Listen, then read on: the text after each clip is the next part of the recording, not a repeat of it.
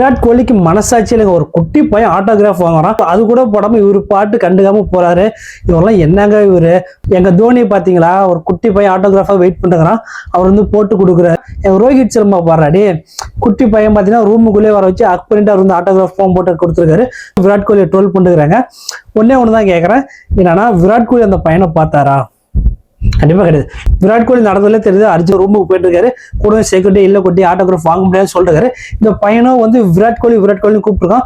விராட் கோலி அந்த பையனை பார்க்கவே இல்லை, பார்த்து வந்து ஆட்டோகிராஃப் போட்டு கொடுத்துக்கு மாதிரி, இல்லையா டைம் இல்லையா வெயிட் பண்ணப்பான்னு அப்புறமேட்டு போட்டு கொடுத்து சொல்லிருப்பாரு. இதுவுமே பார்க்காம நம்ம வந்துட்டு விராட் கோலி வந்து ட்ரோல் பண்றல நியாயமே கிடையாது. பஸ் என்னங்க நீங்க வேற, elite people and rich people ஒரு ஆட்டோகிராஃப் போட்டு கொடுப்பேன்னு சொன்னாங்க. ஒவ்வொரு டைமும் கிறிஸ்மஸ் வரப்போ ஒரு வீடியோ பார்த்தீங்கன்னா பயங்கர வைரலா போயிட்டு இருக்கோம். அது என்னன்னா, அந்த ஆர்ஃபனேஜ் இருக்கிற குழந்தைங்களாம் வந்துட்டு பேட் வேணும், பால் வேணும், ஸ்கிப்பிங் வேணும், அது வேணும் இது வேணும் ஆசையை சொல்லுவாங்க. அதை வந்து விராட் கோலி ஒரு வீடியோவா பார்ப்பாரு. பார்த்துட்டு கிறிஸ்மஸ் அன்னைக்கு போயிட்டு சாண்டா கிளாஸ் வேஷம் போட்டு அந்த குழந்தைங்களுக்கு தேவையான கிஃப்ட் எல்லாம் கொடுத்துட்டு, உங்களுக்கு யாருப்போ ரொம்ப பிடிக்குன்னு கேட்டது விராட் கோலி சொன்ன உடனே பார்த்தீங்கன்னா, சாண்டா கிளாஸ் போட்ட வேஷத்தை கலைச்ச உடனே பார்த்தீங்கன்னா விராட் கோலி தெரிஞ்சோன்னா அந்த குழந்தைங்கள ஓடி போய் ஹக் பண்ணு. பார்த்தீங்களா, அது அப்படியே கூஸ் பம்ப்ஸா இருக்கும், ஒரு மாதிரி எமோஷனலா இருக்கும். அப்ப ஏற்பட்ட விராட் கோலி வந்துட்டு எலைட் பீப்புள் ரிச் பீப்புள் தான் வந்து சைன் பண்ணுவாரு, ஏழை குழந்தைங்களாம் சைன் பண்ண மாட்டேன்னு சொல்றீங்களா? அதை ஏத்துக்கவே முடியல.